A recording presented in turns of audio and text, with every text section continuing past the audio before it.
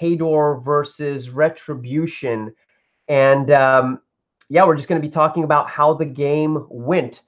We played Championship Belt. That is, I'm not sure what the official name of that scenario is, but yeah, you'll see what it is when we go to the screen. Before starting the game, though, I just want to look at the lists. My opponent for today is Octavio. He is running a Butcher 3 list, and as you can see here, he posted it in chat. And Octavio, why don't you go through your list, and then I'll jump into mine. All right, yeah, so I'm running Butcher 3 with a bunch of jacks. The whole point of this list is just to get Butcher up in your face, which I believe does a pretty good job, but trying to make him survive is a whole nother problem that I'm still trying to figure out. But I have fun with this. It's been a few years since I played Gera, so I thought, let's jump back in with the Butcher, of all things. Cool, and it's in Jaws of the Wolf theme. Yes, Jaws of the Wolf theme. So the benefits I get for Jaws of the Wolf theme is for every 25 points in jacks that I spend in this list, I get a free solo. And the other benefits I get is that my opponent cannot ambush with any units. So anything that gives them the ability to ambush, they won't be able to. And I believe the third bonus is mechanics receive reposition 3, which is really good.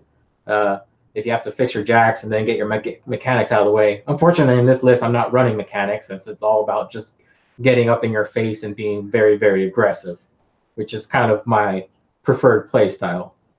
Cool. So my list, I ran Retribution Raven. This is going to be my third time running this kind of flavor of list. I ran it in Legions of Dawn, and as you can see, it's primarily a Sentinel build. With 2 full units of Sentinels and 2 min units of Invictors, and quite a solo package here. This is going to be the first time I'm testing this list with 2 Artificers, which turned out really interesting. Also, just 1 Jack Hyperion. The theme gives me primarily +1 to go first. There's a few other benefits, but that was really the one that that mattered. And actually, this game, it did matter. Because I rolled a 5, and then my opponent rolled a 6, and then we re-rolled, and I won. So that was really interesting. Going first is really powerful, and this theme enabled me to go first. So now with the lists out of the way, let's jump into the game. As you can see, it's running right here, and we're just getting it started. Let's see. Want to talk about our deployment a little bit first? Yeah, what our strategy was? Great idea. So you deployed first. What was your strategy for your deployment? Yeah, so I didn't really have a strategy other than get my guys up the field as soon as possible. My list is have doubles of everything. So you deploy it the same exact way, no matter who you're playing against. I was a bit concerned about all the snipers that Octavio had AD'd. But I thought that between my guns and my jam, each unit of Sentinels had had 3 soulless escorts, so that I thought, hey, he'll get some shots off, but I would be able to jam enough where he wouldn't be able to do enough damage with his snipers. What about your deployment? I see that I'm starting to move, so I'll just pause it for a sec. What about your deployment? Was there any type of strategy going on here? Yeah, seeing your deployment, it was a little bit intimidating seeing that whole line of models that just conga line through there. My strategy was to try to dominate one side of the board and use Behemoth to try to zone out your Hyperion, since I know Behemoth with Signs of Death would be able to take down a Hyperion in one round. If not, just cripple it so it won't be able to do anything the next turn. That was a little scary. That was scary. Looking back at it, I probably should have put the Kodiak on the other side as well, since he could have also threatened your Hyperion as well. Having a siege on it meant that he basically was a weapon master against a huge base model. Right. Having with Boundless Charge, that would have given it 5 some damage for sure. 5 power strength, 16 shots against it, but I wasn't thinking about that. I was thinking more to use them to just push other things out of the way, which he did. Yeah. The snipers, were there to just try to zone out your shooting. I wasn't going to use them to try to proxy or try to trigger some vengeances, since I know how that turns out. Right. So yeah, my general strategy was just to control the board with Behemoth and Butcher. Cool. So I'm going to go ahead and resume the game here. As I mentioned in the intro, I went first, and or I won the role to go first. And the only thing that I really had top of mind was how do I keep Iris 1 from dying so that I can throw that disruptor bolt into Butcher. Because I knew that if Butcher gets into my lines, a lot of my guys are going to die, or a lot of stuff is going to die. So I really wanted to push Butcher back with Iris 1. So that was really my main idea this turn, or the thing that was at the top of my mind. So I just ran up Hyperion just as far as I could go. And what I was thinking when I deployed him a bit to the right was, hey, I want to use him to try to score the zone. So that's why he's kind of moving toward that top right-hand zone. And as you can see, the Sentinels, at least what I was thinking is I would use the Sentinels as a screen so that when you're trying to push my Hyperion out with your massive Jack package, that you would have to kill my Sentinels first. So this is me deploying my, or moving up my Sentinels. And I just noticed that this is actually running at normal speed. I'm going to go ahead and speed this up to double so that we're moving faster and we can get through the game sooner. Good, yeah. So yeah, this is me just deploying up my Sentinels, and I just move them up the full amount. Notice how the Soulless Escorts are a bit farther. Them having that 12-inch run is actually really great. Usually, in just about every single one of my games, I'm able to trigger Vengeance on my Sentinels by my opponent either accidentally killing the Soulless or having to kill the Soulless because they're simply in the way. So oftentimes I'm trading a 1-point model for something that's way above its weight class. So yeah, that's there's 2 Soulless, one that's directly behind the building, and one that's, as you can see, right next to the Hyperion. And so done activating the Sentinels, I move on to the Invictors. And This one you had to go to the restroom. Yes, I went to the bathroom real fast. So I used the Invictors. I just ran them up, and really the idea was get them ready for the follow-up turn to assault, so that I could throw kind of shots way downtown into those snipers and hopefully get lucky on a shot, or potentially do some CRAs into the snipers with my rifles to kind of just get the snipers off the board so that my Sentinels didn't need to deal with them. Okay, moving over to my second unit of Sentinels. And with them, it's the same idea. Just get the Soulless as far up the board as I can. And just get the other Sentinel units just kind of spread apart, but still threatening that zone. So back to Iris for a sec. So I moved her off screen, but she's pretty much just really close to the edge of the board to be able to threaten Butcher from what I think he wants to do, which is go into that bottom zone and just kill everything. So my intention is, hey, if you do that, you're going to get shot with a disruption bolt. So that's why I ran Iris down there. So now back to the Sentinels. And here, since all of them are going to be immune to blast damage from the Artificer, I'm clumping them pretty close together because if AoEs come at them, they don't really care because they're really high armor, especially when I pop Iron Zeal, which I don't do this turn. But I'm just moving them up as aggressively as I can, kind of like a full 10-inch run. Again, rifles are kind of doing the same thing where they're just getting up as far as they can, setting up for either an assault or a CRA. I like the line you're doing there, how you set your guys, your infantry. Yeah. Pretty interesting. I go 4-2-4. When I do this type of configuration, I find that I don't get in my own way. Like if I create little paths for my units to travel through, I find that I'm able to just take my turn faster because I spend less time thinking about how do I get my dudes where they need to go. Yeah. So I moved the sniper. He just is kind of getting into position. Did I just pause it? I'm not sure what I'm doing right now.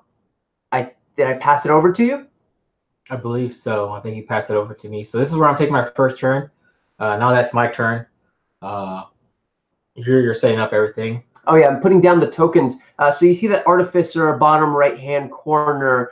Each of those guys just put up the force barrier on both my sentinel units. Yes. So here I am. I didn't allocate any focus. Everyone kept everything. First turn, my strategy was to just run everything up and start getting some picks off with my snipers, which I did. The solo went and shot one of your guys that you kind of left. You left a few areas that I can see through and start poking some shots in. So that's what I did. And then now I'm working with my unit, the Widowmaker unit, and they're just starting to line up their shots and taking out the riflemen? Sentinel? Not Sentinels, the Invictors. Invictors, yeah. So I was taking shots at the Invictors since they don't have Vengeance. I mean, they don't trigger anything. And then just weathering down that unit would make them less effective, hopefully in the long run, which was here I am getting the laser, sighting my sights and saying, all right, these who are going to shoot at who. You can't really see that well, but behind the building on top right, there's a few Invictors down back there that I'm going to try to land some shots. So I think I only ended up landing 3 out of the 4 shots that I fired. And then one of the guys missed. One of the guys missed, and then because they were in command range, here I am checking the command range of the solo. They get the Swift Hunter, but only 3 of them got the Swift Hunter since the first one missed his shot. Right, but you took out about 4 of the Invictors from that unit, so it's only down to 2 guys in that top Invictor unit. Yes. So I was hoping, take out 5 at least, leave them down to 1 guy, but that was that. And then they just kind of reposition because they know they're going to either take a brunt of a charge or get some shots in. So I have to reposition them in the spot. And then next up, I'm doing Butcher's activating, and he's casting Energizer to move up his entire battle group. I think the Argus gets stuck a little bit behind the forest. Not much I can do there, but I knew it was going to happen. But sometimes you just got to deal with that. You just got to run through the forest and everything. I was hoping to charge Butcher up, which was my original. You were trying to get into the trench here. Well, my original plan was to charge Butcher up and then have my War Argus move up further, but I realized that it would have put me within charge range of your Sentinels. So then I was trying to walk up and get into the trench. That didn't work out. So then I ended up just walking behind the trench because I couldn't make it fully into the trench. So he just had to sit there on some focus, and he ended up casting Silence of Death onto Behemoth, who that make him a power strength 14. Looks like it skipped a little bit, but you saw that I ran both Kodiaks up, and I popped smoke to create a smoke wall. That was pretty legit. Yeah. This pretty much this turn 1 shut down anything that I can really do my follow-up. Yeah, you can't really. You have to shoot the Kodiaks, which are armor 20 themselves. You can't see behind it. It almost doesn't. It seemed to me like it didn't even make sense to even start plinking away at your armor just blizzard. Yeah. Then you see me running the Marauder to block a line of sight from Eris, and then I'm running Beast 09 to block another line of sight from Eris. And if she decides to try to squeeze in a shot, Beast 09 also has a shield guard thanks to Sorsha 0 sitting in the back. Something to mention in this game, we are proxying Sorsha 1 for Sorsha 0. So if you look on the left-hand side of the screen, that model next to the adjunct and mechanic, that's Sorsha 0. And the mechanic is also a second Man of War Grey Lord, one that I just moved right there. So he's proxying as a second Grey Lord. The other proxy I also have in this list is the top Jack, the big Raider Jack, is a second Kodiak. But that's really a chassis for a Devastator, but I'm just proxying at that since we didn't have a second Kodiak to use.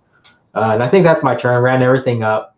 Not much I can do. Behemoth stayed behind the clouds, and that was it. Just setting myself into a better position where I can threaten the board, control it, and if he decides to advance and try to contest it, you'll see later on that there'd be some consequences to it. Yep. So my casualties are about 4 Invictors. I think you passed it over to me here, and I'm just thinking through, hey, what am I going to do this turn? I upkept Snipe. I didn't allocate any focus. Here's me just figuring out, hey, pretty much if I move anything up, it becomes in charge range of Butcher or becomes in charge range of Behemoth. Primarily, I'm measuring there the Hyperion and where I can put him without him dying. So that's kind of what I'm trying to think through right now. What can I do? Or no, right now I'm measuring out charges.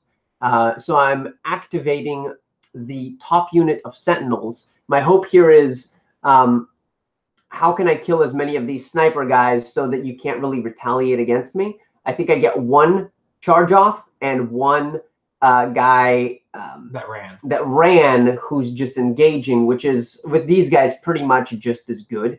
And the other sentinels just all run and pretty much just try to position for the follow-up turn, as he is going to need to contest this zone. So I'm kind of trying to just make it as hard as possible for him to contest. And as you can see, especially if he triggers Vengeance, which I think I end up not doing it because I still don't want to trigger it. Right, because it's a really dangerous thing to do. So I'm making it so that if he does trigger Vengeance, it's really going to hurt.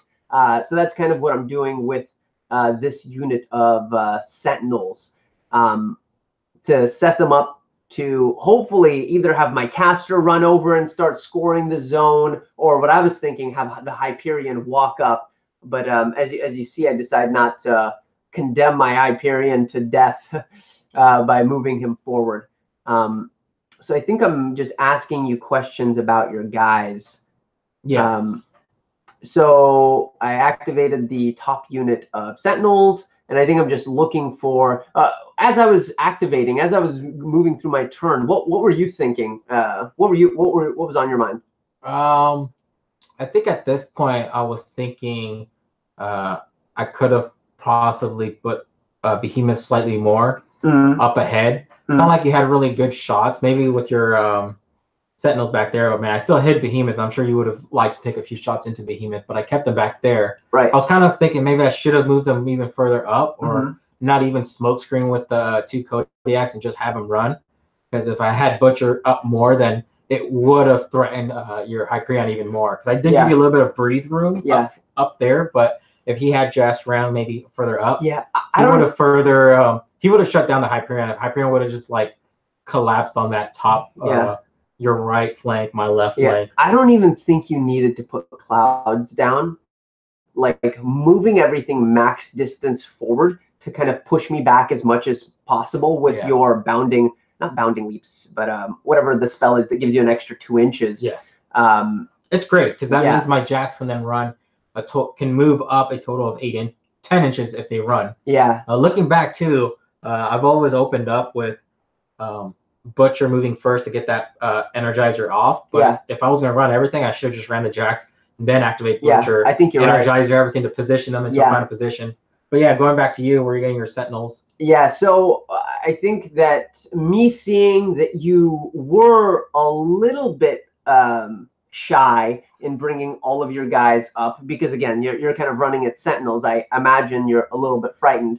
I kind of took that opportunity to just take as much of the board as I could. And I was thinking, I'll spread these Sentinels out a little bit to make it harder for your Clouds and for Butcher with all of his shenanigans to kill. But as you'll see in a little bit, I did not spread them out far enough. When you actually play a game against Butcher, it kind of reminds you how big of a beast, like just insane beast he is. Right now I'm not really trying to take any of his models because there just isn't really any great targets for me. I don't want to kill Butcher's dog because that's going to give him vengeance and make him even more dangerous. I was kind of hoping you would do that. Yeah. Just shoot the dog. So in reality, I'm really just setting up for the next turn. Trying to eat as much of the board as possible, trying to do it as quickly as possible to hopefully get up on clock.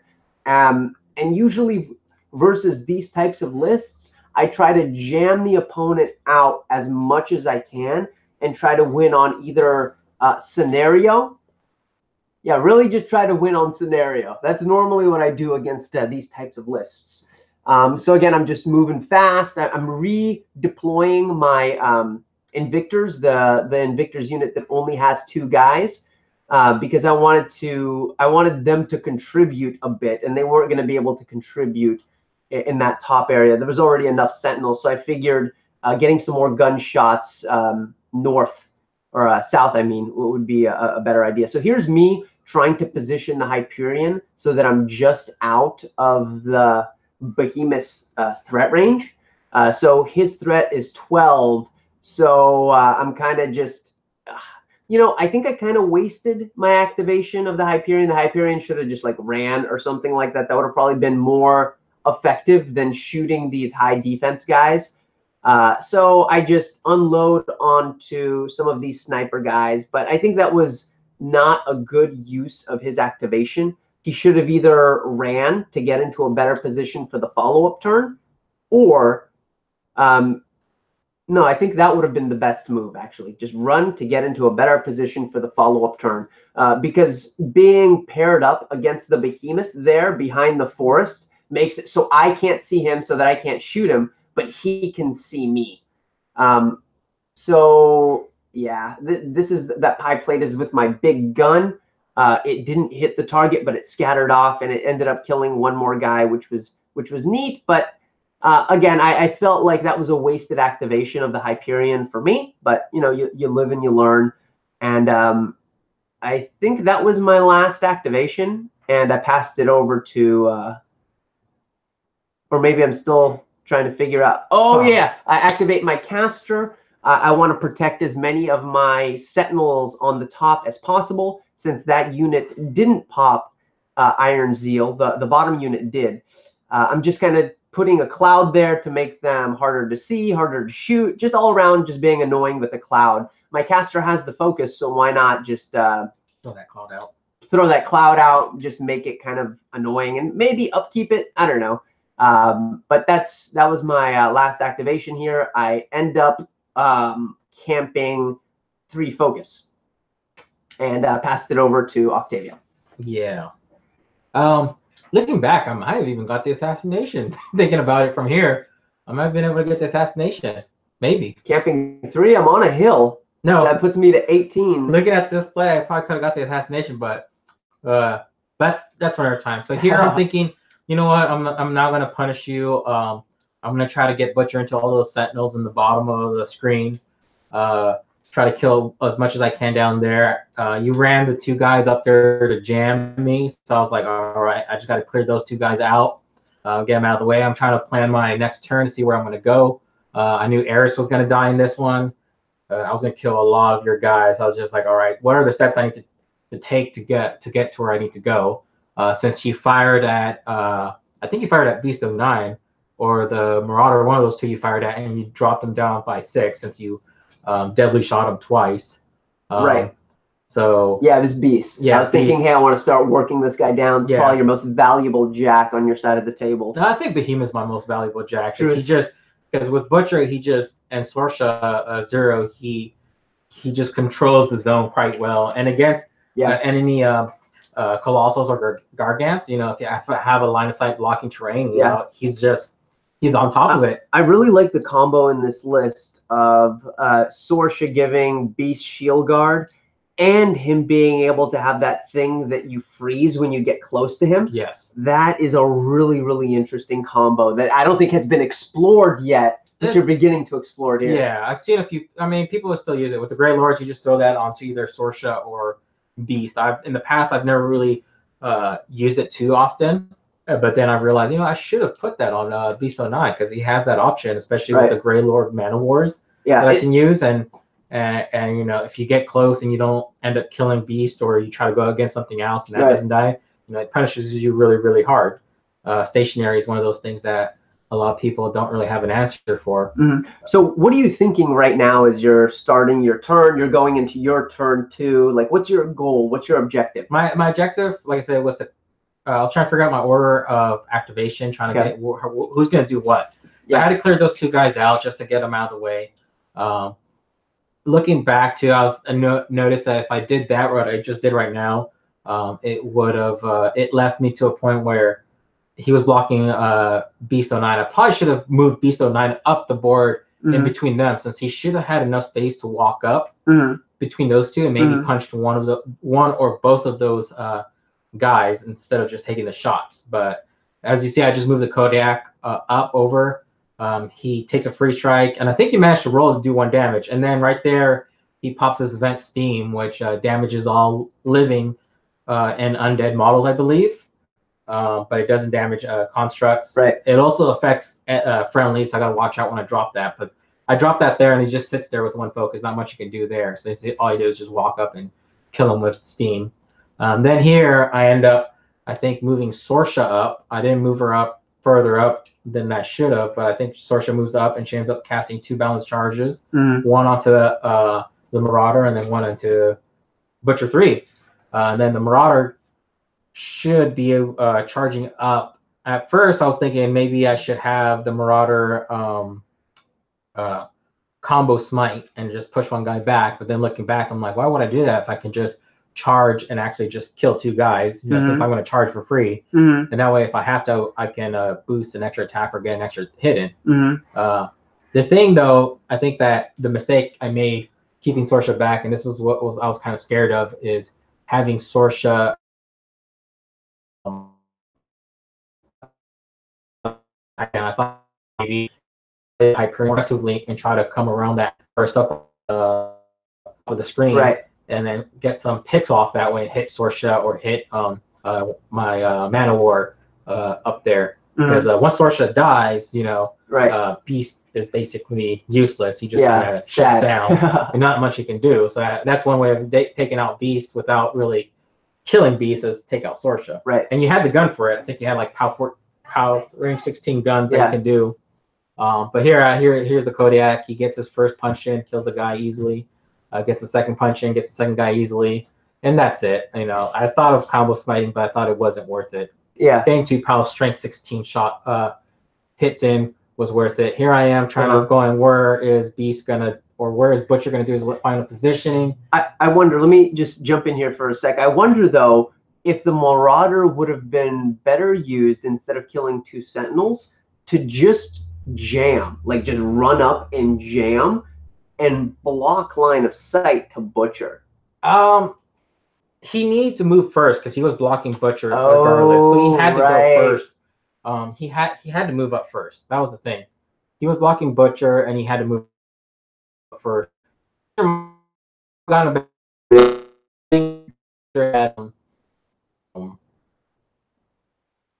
Like we'll,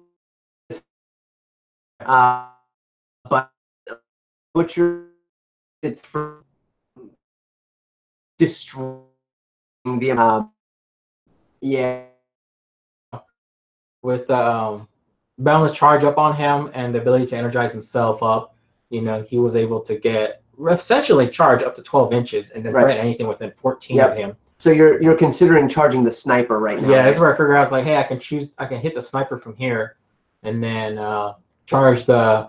I think I already energized up Butcher and moved some of my jacks, as you can see, and then I end up just charging them where I can get to the sniper. Yeah, and I was very much so caught off guard with the threat ranges on this. I hadn't played Butcher in so long that I just forgot how insanely far he can get. So I wasn't expecting him to be able to get as deep as he did. Yeah. So other Argus had a run out of, and then this Argus, which got that charge off on the bottom. Looking at their map, they're low icing, and then the Butcher goes in and hits the sniper. He goes flat. Yeah, just obliteration. Then he flashing blades and hits a bunch of guys, I believe, on here. We see how many guys. I needed to clear some guys out of the way just to get some flashing blade strikes. I think I ended up clearing. Basically, ends up landing all his hits on this next one. He just ends up clearing pretty much a bunch of guys off the table. I think he only cleared 3 right now. This is brutal. So we're on guy like. This is guy 4, 5. This is 4 guys he's killed so far. He then he does his impending doom, which he just sucks in everything within 5 inches of him. He doesn't need line of sight for it, so he just sucks everyone in. Yeah, this was sad. Yeah, a bunch of guys got sucked in, and they just went boom. I was sad as you were doing this. Oh, looks like the guys in the hill might have been on it too. Oh well. But yeah, he just sucked in a bunch of guys in, and he just flashing blade against everything and everyone into his arc, and he's just like, flashing blade, flashing blade, flashing blade. He because everyone's face to base, he can't see everyone, especially the guys in the back. They couldn't be really seen by eating his, so he's just starting to. And this is your last focus right now. This is my last focus, and he ends up killing the unit leader. He kills one of the riflemen. Yeah, he kills that one. Then he clears the sentinels. He didn't hit the guy in the back because he didn't have line of sight to him. There was a model in his way earlier, and all these are happening simultaneously. That was Iris 1 that he just cleared, so yeah. my heart kind of sank right here. Yeah, Butcher, you get anything into him, everything just goes down. And then he feeds to get his focus back up, and then start to hit everything again all over. It's just another round of killing. He gets. So how much focus do you have right now? I think he sat at the end of by the end of it all, he was sitting on 3 focus, since he had 2 to impending doom, 1 for flame blade, so that left him on 3 focus total. Cool. After that, he's sitting there in the open with no protection. I try to run Besto 9, but due to my poor positioning earlier, I couldn't get with the 8 in. Butcher. I was looking at the rules and find out that he has to stay within Sorceress command range in order to benefit off of the shield guard. So yeah, he was just out of the shield guard, and I was like, all right. And I was contemplating whether to just run him up there and block maybe a shot or block. And I figured that it would have been better to just keep him within command. In hindsight, I probably should have had Butcher. I had people just run up and maybe block an entire line of sight. Mm-hmm. So how far did he move up? I think he only moved up maybe just walked up. He didn't really run out. 4 inches, so he could have had another 4 inches. He had potentially block a sight, which might have saved him. But again, it was just a mistake. Gives a 9 the frost, I believe. Low. Still. Come on. Let me down quality. Yeah, here I am going over the rules. I'm like, all right, that's not happening. After this, I'm pretty happy, pretty sure of myself. I'm like, all right, I control this entire board end. Yeah, I was really sad. Yeah. I empowered Behemoth extra focus because you could have. Moving this jack up, thinking maybe I should kill this Sola's escort, but then I'm the cloud effect. But then I realized, you know what? I don't want to trigger that vengeance. I'm like, all right, he should just be there and just block that line of sight. So you don't not even give you the option. Your set charge through opening, pick off, say get a few guys into Behemoth, or get a few guys into yeah, those guys are trapped over there. Yeah, they're basically stuck with cloud walls. There's not much they can do at this point. And then it starts to take a few shots. Since I only have 1 focus, first shot misses and it scatters and doesn't do anything. It just kind of goes splat out in the distance, and I think just hits my jack, which wasn't enough to wound it. Since I never boosted it, it was no damage roll. Then I actually boost this one and get the pick off, kill 1 guy. Realistically, I probably should have moved them up and try to get the other pick off. I should have given him the 2 focus and try to get the other pick off and kill the 2 guys. What were you trying to kill? The 2 sentinels. Yeah. But I messed that up. And then this guy, 2 sentinels survived. Yep. One of the guys has a flag, so no weapon. Yeah. And then I ran the Grey Lord Adjunct down there to keep them within Butcher. So Butcher can upkeep Silence of Death for free. Right. Looking back at this, like I said earlier, I might have even got the assassination if I played it a little bit differently and had Butcher Charger Sentinels up there and potentially angle a Silence of Death into your caster. Yeah, that would have. Or not Silence of Death, Impending Doom. It would have been a tricky angle because you were hugging your Hyperion pretty closely, but if I could have gotten the right angle, I might have been able to just suck in your caster, and then with potentially was it 10 focus, it would have been a dead caster. For sure. So I think you passed it over to me. This is your turn. It's my turn. So I'm thinking, like, here's what's going through my mind. Okay, I'm not gonna win on attrition. That's for sure. Yeah. That bottom unit just got so devastated.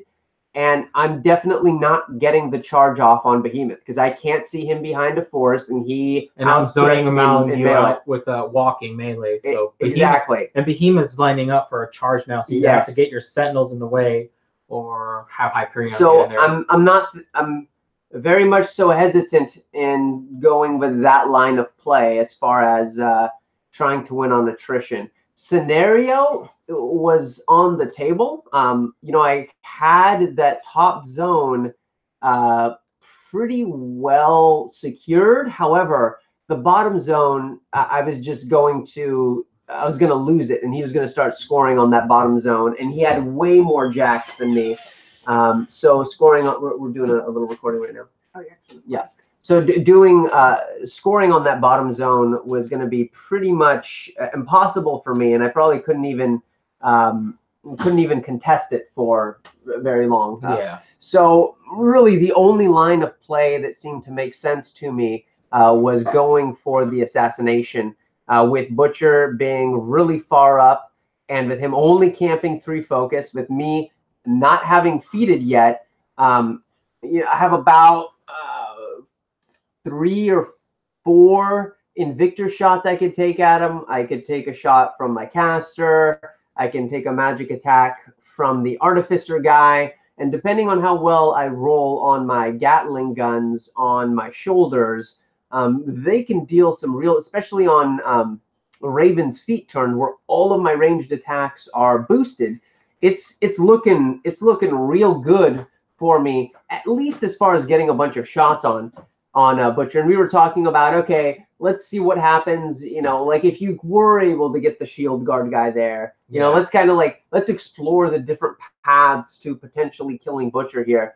So that's kind of what I'm thinking. So what I'm measuring out right now is Raven's range threat. So she just has a gun with a 12-inch range. So the plan here is just defeat, move max range, and then start activating all my guns, and really kind of just ignore the rest of the army. So this is us kind of just hashing out what it looks like, us talking about the shield guard, us talking about how I can potentially assassinate Butcher 3 here. So I'm pretty sold on the whole assassination vector. So it needs to start with my caster because I want all my other guys to get boosted attacks. So I'm kind of all in here. If I don't assassinate you, then I probably don't win this game. This is me just kind of putting all the variables together. So I don't upkeep Snipe. I allocate 1 to the Hyperion. I advance up Raven, and I kind of start with taking my shots. So here's my first shot with Raven. I need something like a 7 to hit. And I got a pretty good first. So that was 6 damage. Can we see that on the phone? We can't really see that on the phone. So it's 6. The first attack equals 6 damage. He took it. He didn't use the focus to spend down. Next, I'm activating the magic guy. So the magic guy moves over, and I think he misses his attack. These are or I try to assault, but he reminds me that I can't charge him. So I just take a normal advance and just take my 10 inches. I wasn't able to get a shot off with the Invictor that was far away. So it's boosted because of the feat. And what is it? Dice -6. So I roll a 10. So did you? I ended up not doing it. I think was just not worth So it. It you would have take been 4 4, damage. yeah. I took the 4 damage. So currently you've taken 10 damage.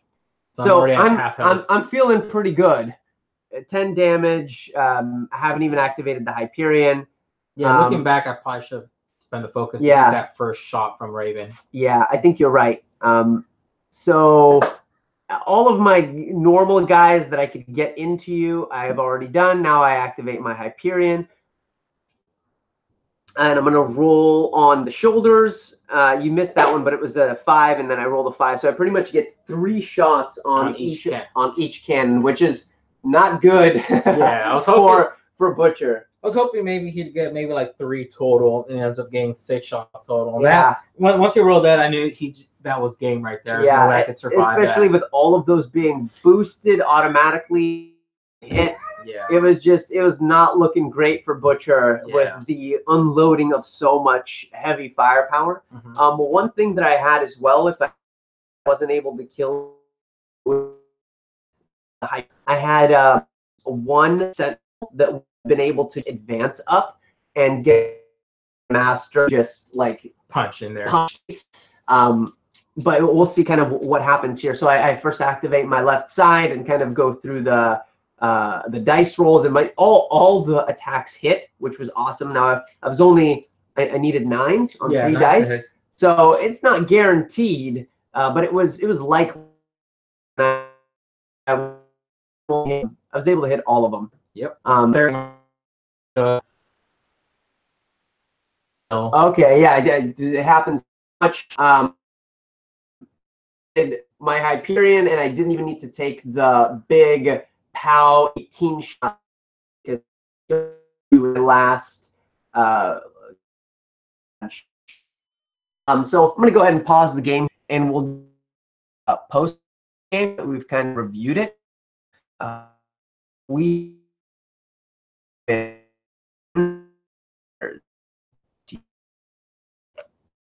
yeah, so list up as we kind of do a bit of post game. What thought? What would you have done differently? What did you do well?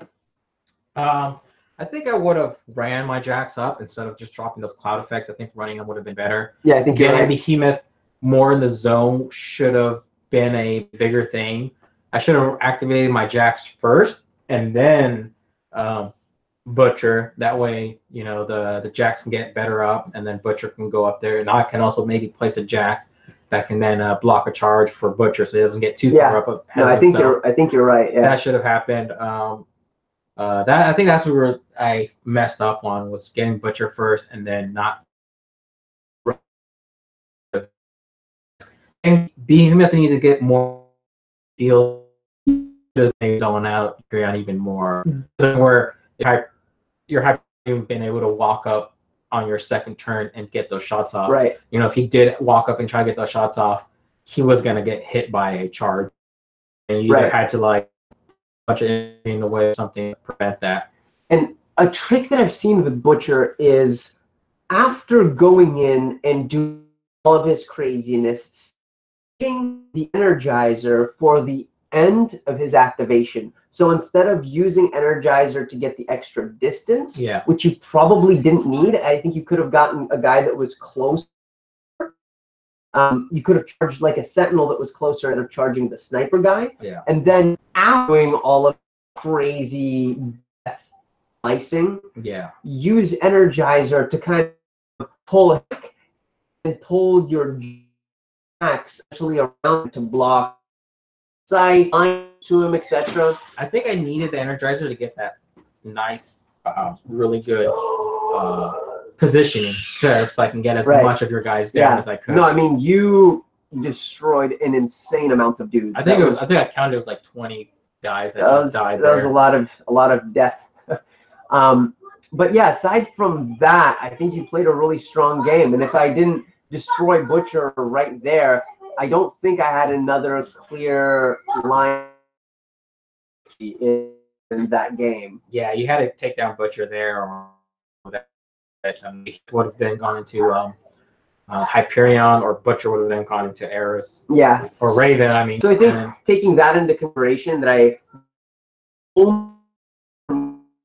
probably assassination. Yeah. I think simply doing those kind of protective measures, which are identified, like getting what's in shield guard range, positioning Sorsha a little bit better, maybe even like, you know how you did the you cast the fog spell. Yeah. It's like you should have upkept the fog spell. Nah, I think I had to drop up the fog so I can get my 2 shots in, or my 2 balance charges. Boundless charge. Because it counts 1 to upkeep the fog, and then I'm trying to get to 1 balance charge. Right. I think what may have worked, and it's just an idea, is casting just 1 boundless charge on Butcher, upkeeping Fog of War, and then having Butcher in the Fog of War. Yeah. So as I was taking shots at him, taking him to defense 16, would have, like, 11 on 3 dice is way harder to hit than 9 on 3 dice. So I think it would have really taken away some punch from my range game for sure. So I think that with zero with Butcher and essentially keeping Fog one game, I think what who was your MVP? But Yeah, that was insane. Butcher would be Behemoth just because this list just zooms out a lot of things that a lot of people don't have an answer for. Like, you really, if you really want to take out Behemoth, you have to throw something at him really hard, like another Colossal. Yeah. But Behemoth is like a Colossal, but he doesn't suffer any of the effects of a Colossal. Yeah, so no, for sure. And he can one round the Colossal by himself. Yes. Especially with all the stuff that you had in this to make happen. Signs of Death on him, he would have been a power strength 14 with armor piercing, which that would have been bad. Which against most Colossals, that's dice +4 already on punching. Right. So you're looking at an average of 5 attacks at dice +4. Things just won't survive. Yeah.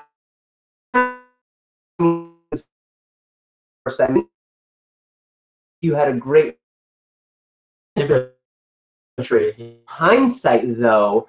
I list is good against my list, specifically because Butcher by himself can remove a massive swath. Yes. And pretty much all of your jacks back. So unless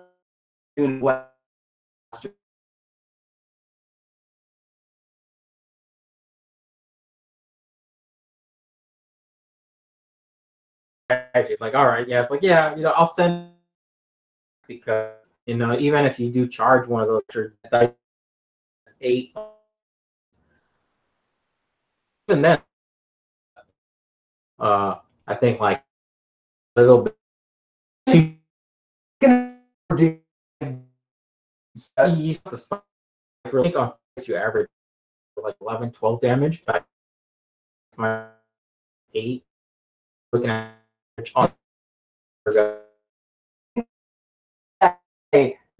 probably have advantage on me. This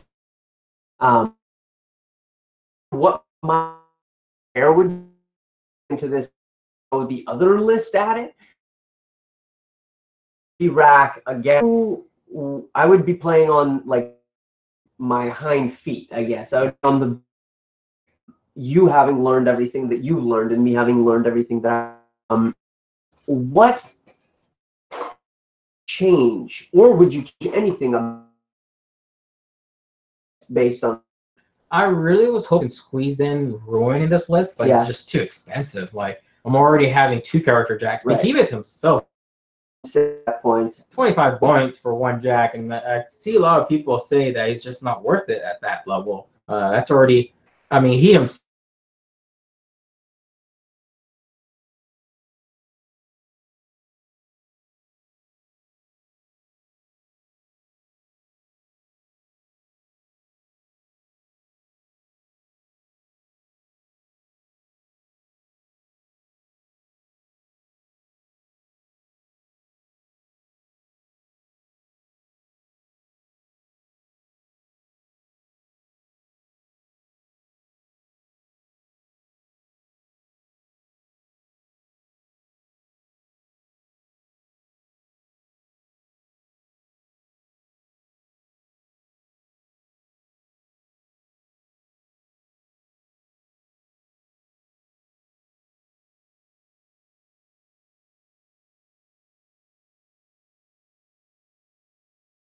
see if yeah, it looks like it's going. I think it just we'll still find out. Yeah, I really want to try to squeeze in Ruin if I ever get a chance in. I mean, he's another Jack that's great throw. Well, he won't have bounce. He has built-in charge with Butcher. Well, it's just a Jack. So that's just another great Jack I can throw in. But I think I'd have to drop something else to throw. I don't know what to drop. I have to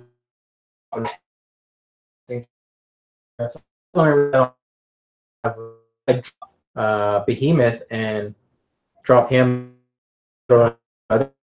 It's good. Behemoth's too good. I like your Kodiaks too. I don't know what you would move around to make it happen. Might have to be the Marauder. Are you done?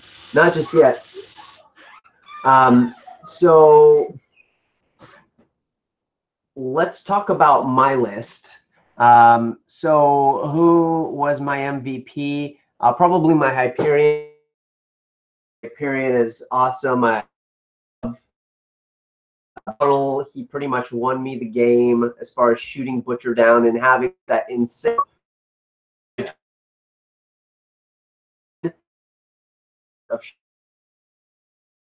would change anything.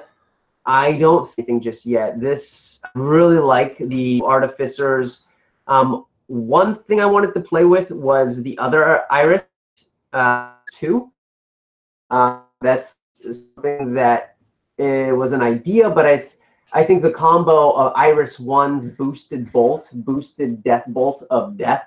I haven't quite pulled it off yet, but this game I was probably closer to ever close to pulling it off. I think I just played Iris 1 too aggressively. I need to play her less aggressive. She just needs to hang out next to my caster pretty much the whole game. I think that's how I'm going to play her next time, just because I always seem to lose her for one reason or another. I think you had her in a good spot. It's just that Butcher just manages to get everything that he can. He has a pretty decent sized bubble of just, hey, come over here and let's talk to my axe and all that stuff. You know, kind of have to play Iris aggressively. Keeping her kind of back might lose her some opportune opponents.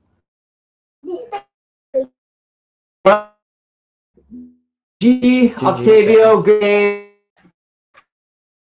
More with her. Yeah. Okay, what's up, son?